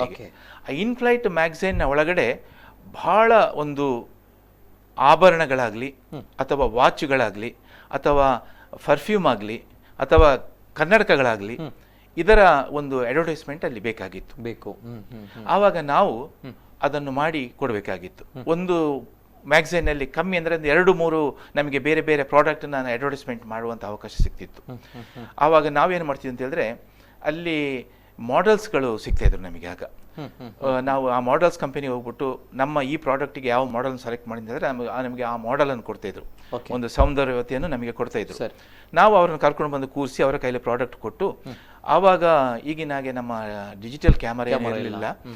ಆವಾಗ ನಮ್ಮ ಆಗಿನ ಕಾಲದಲ್ಲಿದ್ದಂಥ ಕ್ಯಾಮರಾದಲ್ಲಿ TPಯಲ್ಲಿ ನಾವು ಅದನ್ನು ಕ್ಲಿಕ್ ಮಾಡ್ತಿದ್ದೋ. ಅದಕ್ಕಿಂತ ಮೊದಲು ಪೊಲರಾಯ್ಡ್ ಲ್ಯಾಂಡ್ ಕ್ಯಾಮರಾದಲ್ಲಿ ನಾವು ಅದನ್ನು ಕ್ಲಿಕ್ ಮಾಡಿ ಕ್ಷಣಾರ್ಧದಲ್ಲಿ ಅದು ಬರುವಂಥ 1 ನಿಮಿಷದಲ್ಲಿ ಬರುವಂಥ ಚಿತ್ರವನ್ನು ನೋಡಿಬಿಟ್ಟು ಓಕೆ ಮಾಡಿದರೆ ನಂತರ ನಾವು TPಯಲ್ಲಿ ನಾವು ಅದನ್ನು ಕ್ಲಿಕ್ ಮಾಡ್ತಿದ್ದೋ. ಇದನ್ನು ಉಪಯೋಗಿಸಿಕೊಂಡು ನಾವು ಇದನ್ನು ಮಾಡ್ತಿದ್ದೋ. ಇದು ಬಹಳ ನಮಗೆ ಚಾಲೆಂಜಿಂಗ್ ಆಗಿತ್ತು. ಅಲ್ಲಿಯೂ ಕೂಡ ಅಂತ ಒಂದು ಪ್ರಾವೀಣ್ಯತೆಯಲ್ಲಿ ಒಂದು ಕೈ ಚಳಕ ತೋರಿಸೋರು ಹೆಚ್ಚಿನವರು ನಮ್ಮ ಭಾರತೀಯರೇ ಆಗಿದ್ರು. ಇದು ಭಾರತೀಯರಾಗಿದ್ರು. ಹೌದು, ಕ್ರಿಯಾತ್ಮಕ ಕಲಾ ನಿರ್ದೇಶಕರಾಗ್ಲಿ ಅಥವಾ ಒಂದು ಕ್ಯಾಮರಾಮ್ಯಾನ್ ಆಗ್ಲಿ ಇವರು ನಮಗೆ ಸಿಗ್ತಾ. ಅಲ್ಲಿಂದ ನಂತರ ನನಗೆ ಡಾಕ್ಟರ್ BR ಶೆಟ್ಟಿ ಅವರು, ನನಗೆ ಮೊದಲಿಂದಲೇ ಅವರನ್ನು ಪರಿಚಯ ಇತ್ತು. ಬ್ಯಾಂಗಳೂರಿನಲ್ಲಿ 1992ರಲ್ಲಿ ವಿಶ್ವ ಬಂಟರ ಸಮ್ಮೇಳನ ನಡೆಯಿತು. ವಿಶ್ವ ಬಂಟರ ಸಮ್ಮೇಳನದಲ್ಲಿ ಚಿತ್ರಕಲಾ ಪರಿಷತ್ನಲ್ಲಿ ನಮ್ಮ ಬಂಟ ಸಮುದಾಯದ ಕಲಾವಿದರ ಕಲಾಕೃತಿಗಳು ಪ್ರದರ್ಶನಕ್ಕೆ ಇಟ್ಟಿದ್ರು. ಅಂದು ಶಿವರಾಮ್ ಕಾರಂತರು ಬಂದು ಆ ಇದು ಪ್ರದರ್ಶನ ಉದ್ಘಾಟನೆ ಮಾಡಿದ್ರು. ಅಲ್ಲಿ ಡಾಕ್ಟರ್ BR ಶೆಟ್ಟಿ ಅವರು ಅದನ್ನು ವೀಕ್ಷಕರಾಗಿ ಬಂದು ನೋಡಿದಾಗ ನನ್ನ 1-2 ಕಲಾಕೃತಿಗಳನ್ನು ನೋಡಿ ಮೆಚ್ಚುಗೆಯನ್ನು ವ್ಯಕ್ತಪಡಿಸಿ ಅವರು ನನಗೆ ಹಸ್ತಲಾಘವ ನೀಡಿದ್ರು, ಶ್ಲಾಘಿಸಿ. ಅಂದು ಅವರು ನನಗೆ ಆ ನೀಡಿದ ಹಸ್ತಲಾಘವ ಅವರ ಆ ಕೈ ಇವತ್ತು ನನಗೆ ಅನ್ನ ನೀಡುವ ನನ್ನ ಅನ್ನ ದೇವರಾಗಿದ್ದಾರೆ. ಅದ್ಭುತ ಅದ್ಭುತ, ಇದು ಅದ್ಭುತವಾಗಿರುವಂತ ವ್ಯಾಖ್ಯಾನ ಸರ್. ಆಯ್ತು, ಅವರ ನಾನು ಸಂಸ್ಥೆಗೆ ಸೇರಿದ ಮೇಲೆ ನನ್ನಲ್ಲಿರುವಂತ ಈ ಬಹುಮುಖ ಪ್ರತಿಭೆ ವ್ಯಕ್ತಿತ್ವ ಏನಿತ್ತು ಅದಕ್ಕೆ ಅವರು ಪ್ರೋತ್ಸಾಹ ನೀಡಿದರೆ ವಿನಃ ಎಲ್ಲಿಯೂ ಕೂಡ ತಣ್ಣೀರು ಎರಚಿ ನನ್ನನ್ನು ಒಂದು ಇದಕ್ಕೆ ನಿಲ್ಲಿಸಲಿಲ್ಲ. ನನ್ನ ಆ ಸಂಸ್ಥೆ, ನಾನು ಜಾಹೀರಾತು ಸಂಸ್ಥೆಯಲ್ಲಿ ನಾನು ಸೇವೆ ಸಲ್ಲಿಸ್ತಾ ಇದ್ದೆ. ಅದರ ಜೊತೆಗೆ ನನ್ನ ಬಿಡುವಿನ ವೇಳೆಯಲ್ಲಿ ಇನ್ನು ಸಾಮಾಜಿಕ ಚಟುವಟಿಕೆಗಳಲ್ಲಿ ನಾನು ತೊಡಗಿಸಿಕೊಂಡೆ, ಸಪೋರ್ಟ್ ಮಾಡ್ತಾ ಇದ್ರು ಎಲ್ಲರೂ ಕೂಡ. ಎಸ್ ಅದೇ ರೀತಿ ದೇಶ ಕಂಡಂತಹ ಪ್ರತಿಷ್ಠಿತ ಉದ್ಯಮಿ ಡಾಕ್ಟರ್ BR ಶೆಟ್ಟಿ ಅವರು, ಎಲ್ಲರಿಗೂ ಕೂಡ ಗೊತ್ತಿರುವಂತಹ ವಿಷಯ. ಅದೇ ರೀತಿ BR ಶೆಟ್ಟಿ ಅವರ BR ವೆಂಚರ್ಸ್ ಅಲ್ಲಿ ಕೆಲಸ ಮಾಡ್ತಾರೆ. ನಮ್ಮ ಗಣೇಶ್ ರೈ ಅವರು ದೊಡ್ಡ ಮಟ್ಟದಲ್ಲಿ ಸಾಧನೆ ಮಾಡ್ತಾರೆ. ಆಗ ನಾವು ಹೇಳಿದ್ವಿ, ಕೊಡಗಿನಿಂದ ಬಂದರು, ಒಂದು ಸುಂದರವಾಗಿರುವಂತಹ ಜಿಲ್ಲೆ, ನಮ್ಮ ಕರ್ನಾಟಕದ ಜಿಲ್ಲೆಯಿಂದ ಬಂದರು, ಕೊಲ್ಲಿ ರಾಷ್ಟ್ರದಲ್ಲಿ ಕನ್ನಡದ ಕಂಪನ್ನು ಪಸರಿಸ್ತಾರೆ ಅಂತ ಹೇಳಿದಾಗ, ಇಂತಹ ಸಾಧನೆ ಮಾಡ್ತಾರೆ ಅಂತ ಬಂದಾಗ ಅದಕ್ಕೊಂದು ಮಾತು ಹೇಳ್ತಾರೆ ಹಿರಿಯರು, ಯೋಗ್ಯತೆ ಇದ್ದವರಿಗೆ ಯೋಗ ಬಂದೇ ಬರುತ್ತೆ ಅನ್ನುವಂಥದ್ದು. ದ್ಯಾಟ್ಸ್ ವೈ ಗಣೇಶ್ ರೈ ಅವರು ನಮ್ಮ ಜೊತೆ ಇದ್ದಾರೆ ಅಂಡ್ ಸಾಧಕರಾಗಿದ್ದಾರೆ ಅನ್ನುವಂಥದ್ದು. ಎಸ್ ಸರ್, ಎಲ್ಲೋ ಒಂದು ಕಡೆ ತಾವು ಹೇಳಿರುವಂತಹ BR ವೆಂಚರ್ಸ್ ಅಲ್ಲಿ ಕೆಲಸ ಮಾಡ್ತಾರೆ. ಆ ಕೆಲಸ ಕಾರ್ಯಗಳು ಯಾವ ರೀತಿ ಇತ್ತು ಸರ್? ಒಳ್ಳೆ ಅಡ್ವರ್ಟೈಸ್ಮೆಂಟ್, ಎಲ್ಲ ಅಡ್ವರ್ಟೈಸ್ಮೆಂಟ್ ಮತ್ತು ಸೈನೇಜಸ್ಗಳೆಂದ್ರೆ ಎಲ್ಲ ಬಿಲ್ಡಿಂಗಿನ ಮೇಲ್ಭಾಗದಲ್ಲಿ ನಿಯಾನ್ ನಲ್ಲಿ ಒಂದು ಅಕ್ಷರವನ್ನು ತಯಾರು ಮಾಡಿ, ನಿಯಾನ್ ತಂತ್ರಜ್ಞಾನದಲ್ಲಿ ಅಕ್ಷರವನ್ನು ಮಾಡಿ ನಾವು ನಾಮಫಲಕ ಆಗ್ತಿದ್ದು. ಅದು 2010-12 ಅಲ್ಲಿಯ ಸರ್ಕಾರ ಅದನ್ನು ಬ್ಯಾನ್ ಮಾಡ್ತು. ಅಲ್ಲಿಂದ ನಂತರ LED ಅನ್ನು ನಾವು ಉಪಯೋಗಿಸ್ತಿದ್ದು. ದೊಡ್ಡ ದೊಡ್ಡ ನಾಮಫಲಕಗಳು. ನಂತರ ಒಂದು ಹಾಸ್ಪಿಟ್ಲಿಗೆ ಮೇಲ್ಭಾಗದಲ್ಲಿ, ಕೆಳಭಾಗದಲ್ಲಿ, ಒಳಭಾಗದಲ್ಲಿ ಎಲ್ಲೆಲ್ಲ ಸೈನ್ ಬೋರ್ಡ್ಗಳು ಬೇಕು, ಎಲ್ಲೆಲ್ಲ ಪೋಸ್ಟರ್ಗಳು ಬೇಕು, ಎಲ್ಲೆಲ್ಲ ಬ್ರೋಷರ್ಗಳು ಬೇಕು, ಅದೆಲ್ಲ ನಮ್ಮ ಅಡ್ವರ್ಟೈಸಿಂಗ್ ಡಿವಿಷನ್ ಅಲ್ಲಿ ತಯಾರಾಗ್ತಾ ಇತ್ತು. ಎಲ್ಲ ನಮಗೆ ನವ್ಯ ತಂತ್ರಜ್ಞಾನದಲ್ಲಿ ಆಗ್ತಿತ್ತು. ರೋಟರ್ಗಳಿತ್ತು, ಬೇರೆ ಬೇರೆ ಮೆಷಿನ್ಸ್ ಇತ್ತು. ನಾವು ಕಂಪ್ಯೂಟರ್ನಲ್ಲಿ ಡಿಸೈನ್ ಮಾಡಿ ಫೀಡ್ ಮಾಡಿದ್ರೆ ರೋಟರ್ನಲ್ಲಿ ಅದು ಕಟ್ ಮಾಡಿ ಕೊಡ್ತಾ ಇತ್ತು. ಆಯ್ತಾ, ಎಚಿಂಗ್ ಮಾಡ್ತಾ ಇತ್ತು. ಇವತ್ತು ನಾವು ಈಗಿನ ತಂತ್ರಜ್ಞಾನದಲ್ಲಿ ಈಗ ದೊಡ್ಡ ದೊಡ್ಡ ದೇವಸ್ಥಾನಗಳ ಕಲ್ಲಿನ ಕಂಬಗಳನ್ನು ನಾವಿವತ್ತು ಕೈನಲ್ಲಿ ಕೆತ್ತಾ ಇಲ್ಲ, ಅದು ಮೆಷಿನೇ ಕೆತ್ತಿ ಕೊಡ್ತಾ ಇದೆ. ರೋಟರ್, ಅದಕ್ಕೆ ರೋಟರ್ಸ್ ಇದೆ, ಅದು ಅದನ್ನು ಕೆತ್ತಿ ಕೊಡ್ತದೆ. ಅಂತ ಒಂದು ತಂತ್ರಜ್ಞಾನದಲ್ಲಿ ನಾನು ಅದನ್ನು ಕೆಲಸ ಮಾಡ್ತಾ ಇದ್ದೆ. ಇದು ನನ್ನ ಆ ಜಾಹೀರಾತು ಸಂಸ್ಥೆಗೆ ನಾನು ಮಾಡಿದಂಥ ಕೆಲಸ. ಅದರಲ್ಲಿ ದೇಶ ವಿದೇಶಗಳ ಒಂದು ಬೇರೆ ಬೇರೆ ಭಾಗದಿಂದ ಕೂಡ ನಮಗೆ ಕೆಲಸ ಮಾಡಲಿಕ್ಕೆ ಆರ್ಡರ್ ಬರ್ತಾ ಇತ್ತು, ನಾವು ಮಾಡಿಕೊಡ್ತಾ ಇತ್ತು. ಎಸ್ ಸರ್, ಆರ್ಟ್ ಡಿಪಾರ್ಟ್ಮೆಂಟ್ ಎಲ್ಲೋ ಒಂದ್ ಕಡೆ ಜಾಹೀರಾತು ವಿಭಾಗದಲ್ಲಿ ಕೆಲಸ ಮಾಡಬೇಕು, ಜಾಹೀರಾತು ಕಂಪನಿಗಳಲ್ಲಿ ಕೆಲಸ ಮಾಡಬೇಕು ಅಂತ ಬಂದಾಗ ಕ್ರಿಯೇಟಿವ್ ಡಿಪಾರ್ಟ್ಮೆಂಟ್ ಬರುತ್ತೆ, ಆರ್ಟ್ ಡೈರೆಕ್ಟರ್. ತುಂಬಾ ತಲೆ ಕೆಲಸ ಮಾಡಬೇಕು, ತುಂಬಾ ಕ್ರಿಯೇಟಿವ್ ಆಗಿರಬೇಕು ನಾವುಗಳು, ತುಂಬಾನೇ ಕಷ್ಟ ಅನ್ನುವಂತ ಮಾತುಗಳು. ಕ್ರಿಯೇಟಿವ್ ಡೈರೆಕ್ಟರ್ ಅಂತ ಹೇಳಿದ್ರೆ ನೋಡುವವರಿಗೆ ಏನೋ ಮಾಡ್ತಾರೆ ಅಂತ. ಹೌದು, ಮೆಡಿಕಲ್ ಫೀಲ್ಡಿಗೆ ಹೋದ್ರೆ ಮೆಡಿಕಲ್ ನ ಕಂಪ್ಲೀಟ್ ನಾವು ಸ್ಟಡಿ ಮಾಡಿರ್ಬೇಕು. ಎಂಜಿನಿಯರಿಂಗ್ ಹೋದ್ರೆ ಎಂಜಿನಿಯರಿಂಗ್ ಮಾಡಬೇಕು, ಆರ್ಕಿಟೆಕ್ಚರಿಗೆ ಹೋದ್ರೆ ಆರ್ಕಿಟೆಕ್ಚರ್ ಸ್ಟಡಿ ಮಾಡಬೇಕು, ಮೆಷಿನರಿಗೆ ಹೋದ್ರೆ ಮೆಷಿನರಿ ಸ್ಟಡಿ ಮಾಡಬೇಕು, ಬ್ಯಾಂಕಿಂಗ್ ಹೋದ್ರೆ ಬ್ಯಾಂಕಿಂಗ್ ಸ್ಟಡಿ ಮಾಡಬೇಕು. ನಾವು ಯಾವ ಕ್ಷೇತ್ರಕ್ಕೆ ಸಂಬಂಧಪಟ್ಟಿದ್ದು ಅದಕ್ಕೆ ಲಾಂಛನ ಬೇಕಾದ್ರೆ ಆ ಒಂದು ಪರಿಕಲ್ಪನೆಯ ವಿನ್ಯಾಸದಲ್ಲಿ ನಾವು ಮಾಡಬೇಕಾಗ್ತದೆ. ಅಲ್ಲಿ ನಾನು ಏನ್ ಮಾಡ್ತೇನೆ ಅಂತ ಹೇಳಿದ್ರೆ, ನಾನು ಅವ್ರಿಗೆ ಹೇಳ್ಬಿಡ್ತೇನೆ, ನನ್ನನ್ನು ಕರೆದವರು ನಮಗೆ ಇಂಥದ್ದು ಬೇಕಂದ್ರೆ I convert your imagination into reality ಅಂತ ಹೇಳ್ಬಿಡ್ತೇನೆ. ಅವರ ಮೈಂಡ್ ಅಲ್ಲಿ ಇರೋದನ್ನು ನಾನು ಕನ್ವರ್ಟ್ ಮಾಡಿ ನಿಮಗೆ ಕೊಡ್ತೇನೆ ಅಂತ ತಿಳ್ಕೊಂಡು. ಅದು ನನ್ನ ಚಾಕಚಕ್ಯತೆ, ನನ್ನ ಚಮತ್ಕಾರಿಕೆ, ನನ್ನ ಬುದ್ಧಿವಂತಿಕೆ ಆಗಿರ್ಬೇಕು. ಆಗಿದ್ರೆ ಮಾತ್ರ ಒಬ್ಬ ಕಲಾ ನಿರ್ದೇಶಕ ಅಲ್ಲಿ ಸಾಧ್ಯ. ಕಷ್ಟ. ಹೌದು. ಮತ್ತೆ ಇನ್ನು ಕಾನೂನಿನ ಚೌಕಟ್ಟಿನ ಒಳಗೇನೆ ನಾವು ಕೆಲಸ ಮಾಡಬೇಕಾಗ್ತದೆ. ಅದು ಸರ್ಕಾರದ ಅದು ಅನುಮತಿ ಪಡೆದೇ ಅದು ಪ್ರದರ್ಶನಕ್ಕೆ ಹೋಗ್ಬೇಕಾಗ್ತದೆ. ದುಬೈ ಅಂತ ನಗರದಲ್ಲಿ ಹೊರಭಾಗದಲ್ಲಿ ಬಾಹ್ಯ ಇದರಲ್ಲಿ ಪ್ರಪಂಚದಲ್ಲಿ ಏನೆಲ್ಲ ನೀವು ಅಡ್ವರ್ಟೈಸ್ಮೆಂಟ್ ಅಥವಾ ಏನೇ ವಿನ್ಯಾಸಗಳು ಎಂಥದೇ ಹಗಲು ರಾತ್ರಿ ಕಂಡ್ರು ಅದು ಸರ್ಕಾರದ ಅನುಮತಿಯಿಂದ ಅಪ್ಪಣೆ ಪಡೆದು ಅದು ಅಪ್ರೂವಲ್ ಆಗಿ ಅಲ್ಲಿ ಅದು ಹೋಗಿ ನಾವು ಫಿಕ್ಸ್ ಮಾಡಬೇಕಾಗ್ತದೆ. ನಮ್ಮ ಇಷ್ಟಕ್ಕೆ ನಾವು ಮಾಡ್ಲಿಕ್ಕೆ ಆಗೋದಿಲ್ಲ. ಆ ರೀತಿ ನೀತಿ ನಿಯಮಗಳಿದೆ, ಅದನ್ನು ಮಾಡಬೇಕು. ಇದು ನನ್ನ ವೃತ್ತಿ ಜೀವನ ಆಗಿತ್ತು. ವೃತ್ತಿಯಲ್ಲಿ ಅದಾಗಿದ್ರೆ ಬಹಳಷ್ಟು ಇದೆ. ಪ್ರವೃತ್ತಿಯಲ್ಲಿ ನಾನು ಪ್ರಪ್ರಥಮ ಬಾರಿಗೆ ನಾನು ಸ್ಟಾರ್ಟ್ ಮಾಡಿ ಹೇಗೂ ಕಂಪ್ಯೂಟರ್ ಅಂದ್ರೆ 2001-2 ಬರಹ ಫಾಂಟ್ ಯೂನಿಕೋಡ್ ಆಗಿ ಇದಕ್ಕೆ ಬಂದಾಗ ಏನು ಕೈಯಲ್ಲಿ ನಾವು ಅಕ್ಷರ ಬರೀತಿದ್ದೋ ಅದನ್ನು ಕಂಪ್ಯೂಟರ್ನಲ್ಲಿ ಟೈಪ್ ಮಾಡಿ ಅದನ್ನು ಗ್ರಾಫಿಕ್ಗೆ ನಾವು ಅಳವಡಿಸ್ತಿದ್ವಿ. ಇಲಸ್ಟ್ರೇಟರ್, ಫೋಟೋಶಾಪ್, ಕ್ವಾಕ್ ಎಕ್ಸ್ಪ್ರೆಸ್, ಕೋರಲ್ಡ್ರಾ, ಫ್ರೀ ಹ್ಯಾಂಡ್ ಇಂಥದ್ದೆಲ್ಲ ಬೇರೆ ಬೇರೆ ಸಾಫ್ಟ್ವೇರ್ಗಳಿದೆ. ಅದಕ್ಕೆ ನಮ್ಮ ಕನ್ನಡದ ಅಕ್ಷರಗಳನ್ನು ಕೂರಿಸಿ ಕರ್ನಾಟಕದ ಕಲಾ ವೈಭವದ ಚಿತ್ರಣವನ್ನು ಅದಕ್ಕೆ ಅಳವಡಿಸಿಕೊಂಡು ವೇದಿಕೆಯ ಹಿಂಬದಿಯಲ್ಲಿ ಬೃಹತ್ ಗಾತ್ರದ ಚಿತ್ರಪಟವನ್ನು ನಾನು ಮಾಡಿಕೊಡ್ತಿದ್ದೆ. ಒಬ್ಬ ಒಂದು ಸಭಾಂಗಣದಲ್ಲಿ ಒಬ್ಬ ಕನ್ನಡಿಗ ಬಂದು ಕೂತ್ರೆ ಅವನು ನಾನು ಕರ್ನಾಟಕದಲ್ಲಿ ಇದ್ದೇನೆ ಅಂತ ಅವನಿಗೆ ಅನಿಸ್ಬೇಕು. ಎದುರುಗಡೆ ಹಂಪೆ, ನಮ್ಮ ಮೈಸೂರು ಅರಮನೆ, ಬೆಂಗಳೂರು ವಿಧಾನಸೌಧ ಆಗಲಿ, ನಮ್ಮ ಕಡಲ ತೀರದ ಚಿತ್ರಣ ಆಗಲಿ, ಅಥವಾ ಮಧ್ಯ ಕರ್ನಾಟಕದ ಚಿತ್ರ ಆಗಲಿ, ಅಥವಾ ಕೊಡಗಿನ ಕಾಫಿ ಆಗಲಿ, ಅಲ್ಲಿ ಆ ವೇದಿಕೆ ಮೇಲೆ ರಾರಾಜಿಸ್ತಿರ್ತದೆ. ಅದರ ಮೇಲೆ ಕನ್ನಡದ ಬೃಹತ್ ಅಕ್ಷರಗಳನ್ನು ನೋಡಿದಾಗ ಮನಸ್ಸಿಗೆ ತೃಪ್ತಿ ಆಗುತ್ತೆ. ಯಾವಾಗ ನಾನು ಅರಬ್ ಸಂಯುಕ್ತ ಸಂಸ್ಥಾನಕ್ಕೆ ಹೋದೆ, ನಾನು ಹೇಗೂ ಸೈನಿಕ ಆಗಲಿಲ್ಲ, ಆದರೆ ಕನ್ನಡದ ಸೈನಿಕನಾಗ್ತೀನಿ ಅಂತಕೊಂಡು ನಾನು ನನ್ನ ದಿಕ್ಕನ್ನು ಬದಲಾಯಿಸಿಕೊಂಡೆ. ನಾನು ಕನ್ನಡದ ಸೈನಿಕನಾಗಿ ಅಲ್ಲಿ ಕೆಲಸ ಮಾಡ್ತಾ ಇದ್ದೇನೆ. ಯಾವ ರೀತಿ ಸರ್ ಕನ್ನಡದ ಕಂಪನ್ನು ಪಸರಿಸುವಂತ ಕೆಲಸ ತಾವು ಮಾಡ್ತಾ ಇದ್ದೀರಾ ಅರಬ್ ರಾಷ್ಟ್ರಗಳಲ್ಲಿ? ಯಾವ ರೀತಿ ಇದೆ ಕೆಲಸ ಕಾರ್ಯಗಳು? ಯಾವ ರೀತಿ ಎಲ್ಲ ಶಾರ್ಜಾ ಕರ್ನಾಟಕ ಸಂಘ ಆಗಿರ್ಬೋದು, ಅಧ್ಯಕ್ಷರಾಗಿದ್ರಿ ತಾವು. ಅದೇ ರೀತಿ 10 ಹಲವಾರು ರಕ್ತದಾನ ಶಿಬಿರಗಳನ್ನು ಮಾಡಿದ್ರಿ, 10 ಹಲವಾರು ಕಾರ್ಯಕ್ರಮಗಳ ನಿರೂಪಣೆಗಳು ತಾವು ಯಾವ ರೀತಿ ನೋಡ್ತೀರಾ ಸರ್? ಅಲ್ಲಿ ನಾನು ಫಸ್ಟ್ ಹೋದಾಗ ದುಬೈ ಕರ್ನಾಟಕ ಸಂಘ ಮತ್ತು ಅಬುದಾಬಿ ಕರ್ನಾಟಕ ಸಂಘ, 2 ಕರ್ನಾಟಕ ಸಂಘಗಳು ಅಲ್ಲಿ ಕಾರ್ಯನಿರತವಾಗಿತ್ತು. ಅಬುದಾಬಿ ಕರ್ನಾಟಕ ಸಂಘಕ್ಕೆ ನಾನು ಹೋದಾಗ ಅಬುದಾಬಿ ಕರ್ನಾಟಕ ಸಂಘದ ಎಲ್ಲ ಕಾರ್ಯಕ್ರಮ ನಿರೂಪಣೆಯಿಂದ ಹಿಡಿದು ಅಲ್ಲಿ ಕೊಡುವಂಥ ಕಾರ್ಯಕ್ರಮಗಳು ಎಲ್ಲವೂ ಕೂಡ ಕನ್ನಡಮಯ. ದುಬೈನಲ್ಲಿ ಬರುವಾಗ ಸ್ವಲ್ಪ ತಡವರಿಸ್ಕೊಂಡು ಆಗ್ತಾ ಇತ್ತು. ನನಗೆ ದುಬೈ ಕರ್ನಾಟಕ ಸಂಘದ ಒಂದು ಕಾರ್ಯಕಾರಿ ಸಮಿತಿಗೆ ಆಯ್ಕೆ ಆಗುವಂಥ ಅವಕಾಶ ಸಿಕ್ತು. ನಾನು ಹೋದಾಗ ನನ್ನ ಮೈಕ್ ಇಂಗ್ಲಿಷ್ ಮಾತಾಡಲೇ ಇಲ್ಲ. ನನ್ನ ಮೈಕ್ ಬರೀ ಕನ್ನಡವನ್ನೇ ತಗೊಳ್ತು. ಧ್ವನಿವರ್ಧಕಗಳು ಕನ್ನಡದಲ್ಲೇ ಪ್ರತಿಧ್ವನಿಸ್ತಿದ್ದು. ಅಲ್ಲಿಂದ ಪ್ರಾರಂಭ ಆಯಿತು ನನ್ನ ಕನ್ನಡದ ಕಂಪನ್ನು, ಕನ್ನಡದ ಡಿಂಡಿಮವನ್ನು ಬಾರಿಸಲಿಕ್ಕೆ, ಎಲ್ಲಾದರೂ ಇರು ಎಂತಾದರೂ ಇರು ಅದಕ್ಕೆಲ್ಲ ಒಂದು ಅರ್ಥ ಕೊಡಲಿಕ್ಕೆ. ಅದೆಲ್ಲ ಅಲ್ಲಿ ನನಗೆ ಆ ವೇದಿಕೆ ಕಲ್ಪಿಸಿಕೊಡ್ತು. ಅದೇ ಸಂದರ್ಭದಲ್ಲಿ ನಮ್ಮ ಈ ಕನ್ನಡ ನಾಡಿನಿಂದ ವಿಷ್ಣುವರ್ಧನ್ ಆಗಲಿ, ಡಾಕ್ಟರ್ ರಾಜ್ಕುಮಾರ್ ಆಗಲಿ, ಅಥವಾ ಅಂಬರೀಷ್ ಆಗಲಿ, ಅಥವಾ ಮಾಸ್ಟರ್ ಹಿರಣ್ಯ ಆಗಲಿ, ಅಥವಾ ಬೇರೆ ಯಾರಾದರೂ ಗಣ್ಯರಲ್ಲಿ ಬಂದಾಗ ವೇದಿಕೆಯ ಮೇಲೆ ನಾನು ಸೆಟ್ಟಿಂಗ್ಸ್ ಆಗ್ತಾ ಇದ್ದೆ. ವಿಧಾನಸೌಧದ ಸೆಟ್ಟಿಂಗ್ಸ್ ಆಗ್ತಾ ಇದೆ, ಕಟೌಟ್ ಆಗ್ತಿದೆ, ದೊಡ್ಡ ಕಟೌಟ್, ಅರಮನೆಯನ್ನು ಕಟೌಟ್ ಮಾಡಿ ಆಗ್ತಿದೆ. ನನಗೆ ಅರಮನೆ ನಂದು ಬಹಳ ಫೇವರೇಟ್. ಯಾಕೆಂತ ಹೇಳಿದ್ರೆ ಮೈಸೂರು ಅರಮನೆ ಜಗತ್ತಿನ 7 ಕ್ರಿಸ್ಟಲ್ ಪ್ಯಾಲೇಸ್ಗಳಲ್ಲಿ ಒಂದು ನಮ್ಮದು, ನಮ್ಮ ದೇಶದಲ್ಲಿರೋದು, ನಮ್ಮ ರಾಜ್ಯದಲ್ಲಿರೋದು, ನಮ್ಮ ಜಿಲ್ಲೆಯ ಪಕ್ಕದಲ್ಲಿರೋದು.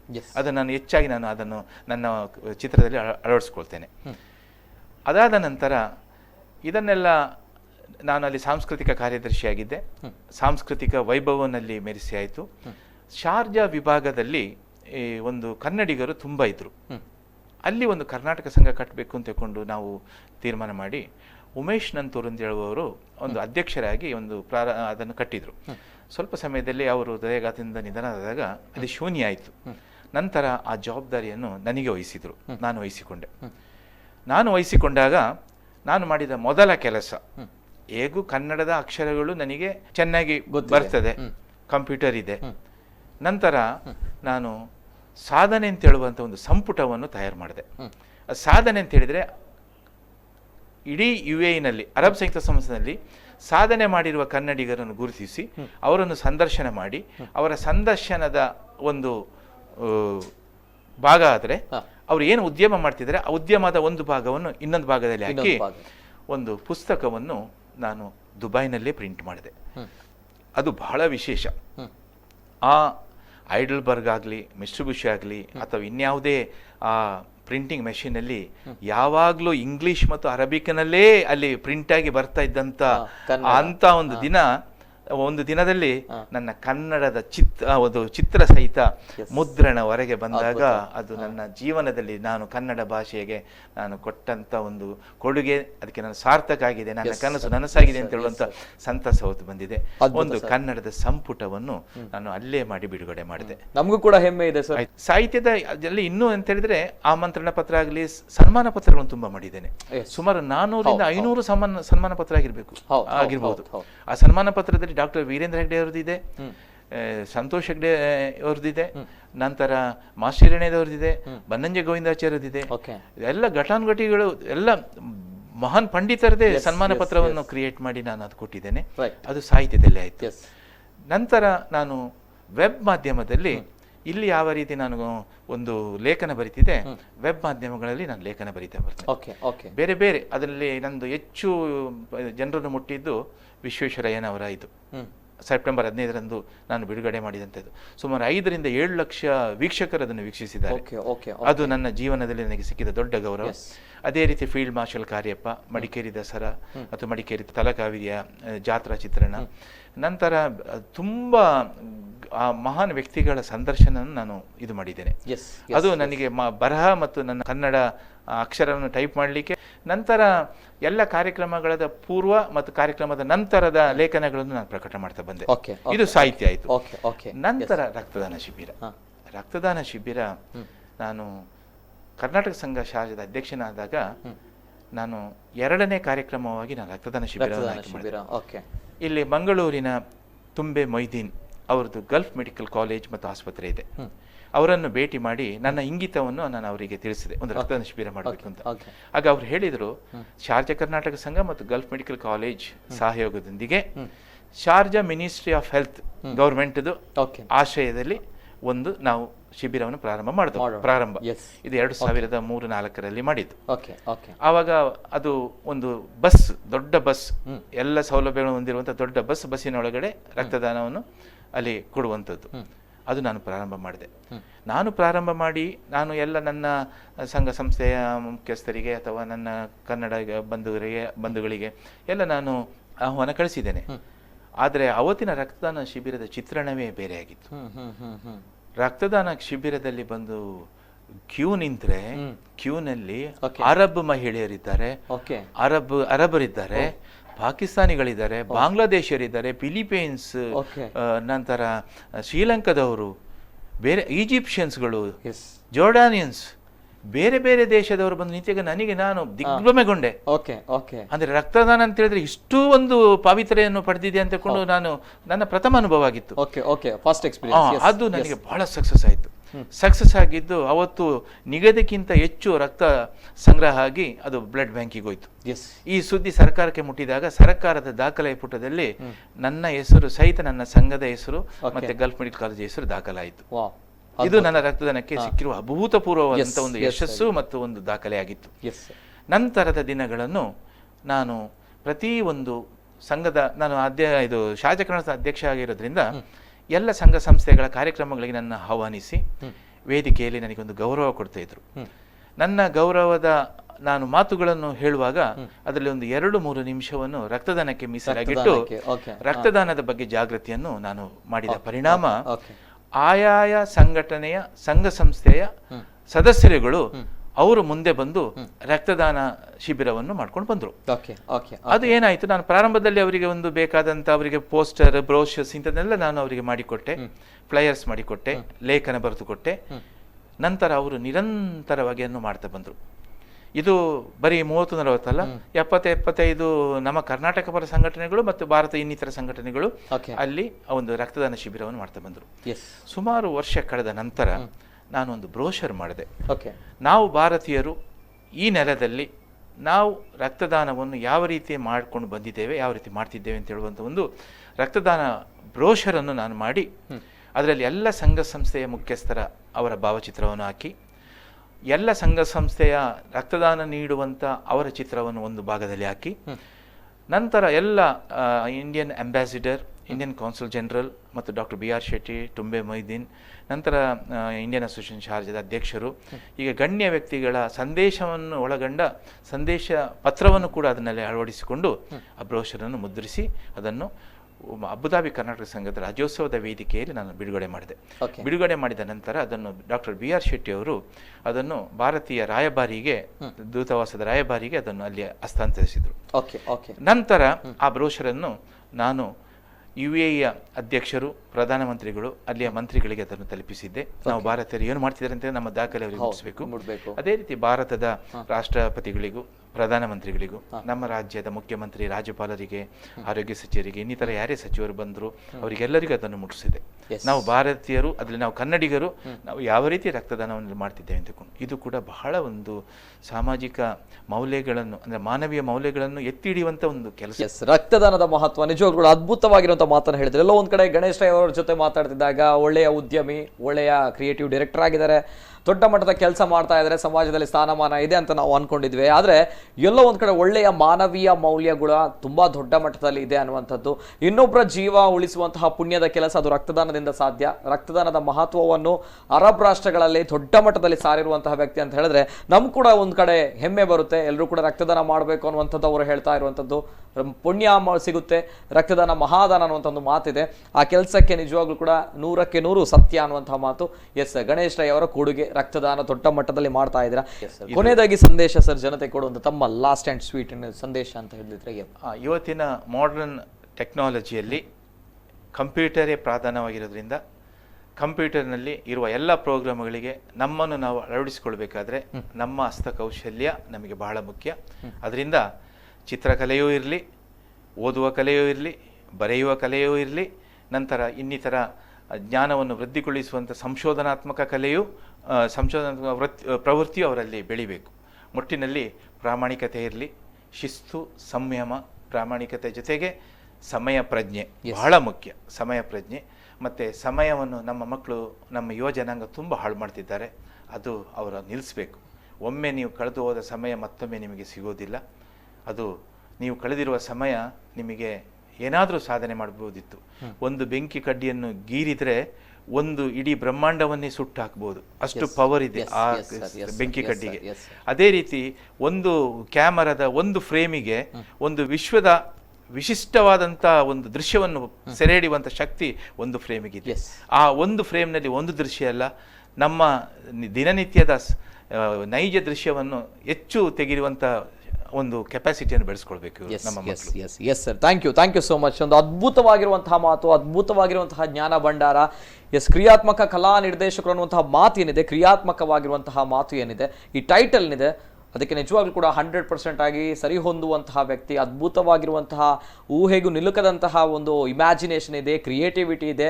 ಅದೇ ರೀತಿ ಜ್ಞಾನ ಭಂಡಾರ ಅನ್ನುವಂಥದ್ದು ಕೂಡ ಅದ್ಭುತವಾಗಿರುವಂಥದ್ದು. ಎಸ್, ಇದು ಬಹು ವ್ಯಕ್ತಿತ್ವದ ಮೇರು ಸಾಧಕ ಗಣೇಶ್ ರೈ ಅವರು ಬರಹಗಾರರಾಗಿ ಚಿತ್ರಕಲೆಯಲ್ಲಿ ದೊಡ್ಡ ಮಟ್ಟದಲ್ಲಿ ಸಾಧನೆ, ಶಿಲ್ಪಕಲೆಯಲ್ಲಿ ದೊಡ್ಡ ಮಟ್ಟದಲ್ಲಿ ಸಾಧನೆ, ಇನ್ನೊಂದು ಕಡೆ ಕ್ರಿಯಾತ್ಮಕ ಕಲಾ ನಿರ್ದೇಶಕರಾಗಿ ಸಾಧನೆ ಮಾಡಿದ್ದಾರೆ, ಬರಹಗಾರರಾಗಿ, ನಿರೂಪಕರಾಗಿ. ಇನ್ನೊಂದು ಕಡೆ ಹೇಳಬೇಕಂತ ಹೇಳಿದ್ರೆ ಒಂದು ಕರ್ನಾಟಕದ ಸುಂದರ ಜಿಲ್ಲೆ ಕೊಡಗಿನಿಂದ ದೂರದ ರಾಷ್ಟ್ರ ಕೊಲ್ಲಿ ರಾಷ್ಟ್ರದಲ್ಲಿ ದೊಡ್ಡ ಮಟ್ಟದಲ್ಲಿ ಕನ್ನಡದ ಕಂಪನ್ನು ಪಸರಿಸಿದಂತಹ ಒಂದು ಹೆಮ್ಮೆಯ ನಮ್ಮ ಕರ್ನಾಟಕದ ಕುವರ ಅಂತ ಹೇಳ್ಬೋದು. ಇನ್ನೊಂದು ಕಡೆ ಹೇಳಬೇಕಂತ ಹೇಳಿದ್ರೆ ರಕ್ತದಾನದ ಮಹತ್ವ ಏನಿದೆ, ದಾನಗಳಲ್ಲಿ ಶ್ರೇಷ್ಠ ದಾನ ರಕ್ತದಾನ ಅನ್ನುವಂತ ಹೇಳ್ತಾರೆ. ರಕ್ತದಾನದ ಮಹತ್ವವನ್ನು ಕೊಲ್ಲಿ ರಾಷ್ಟ್ರದಲ್ಲಿ ಸಾರಿರುವಂಥವರು ಎಸ್ ಗಣೇಶ್ ರೈ ಅವರು ನಮ್ಮ ಹೆಮ್ಮೆ. ಇನ್ನೊಂದು ಕಡೆ ಕಲಾಕ್ಷೇತ್ರದಲ್ಲಿ ಸಾಧನೆ ಮಾಡಬೇಕು ಅನ್ನುವಂತಹ ಯುವಕರು ಯಾರೆಲ್ಲ ಇದ್ದೀರಾ ಅವರೆಲ್ಲರಿಗೂ ಕೂಡ ಸ್ಫೂರ್ತಿಯವರು ಕೂಡ ಗಣೇಶ್ ರೈ ಅವರು.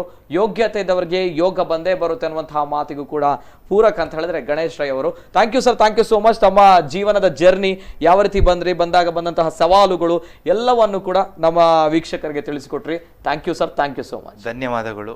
ನನಗೆ ಈ ಅವಕಾಶವನ್ನು ಕಲ್ಪಿಸಿಕೊಟ್ಟಂತ ನಮ್ಮ ಕುಡ್ಲ ವಾಹಿನಿಗೆ ಹಾಗೂ ಅವರ ಸಿಬ್ಬಂದಿ ವರ್ಗದವರಿಗೆ ನಾನು ಚಿರಋಣಿಯಾಗಿದ್ದೇನೆ.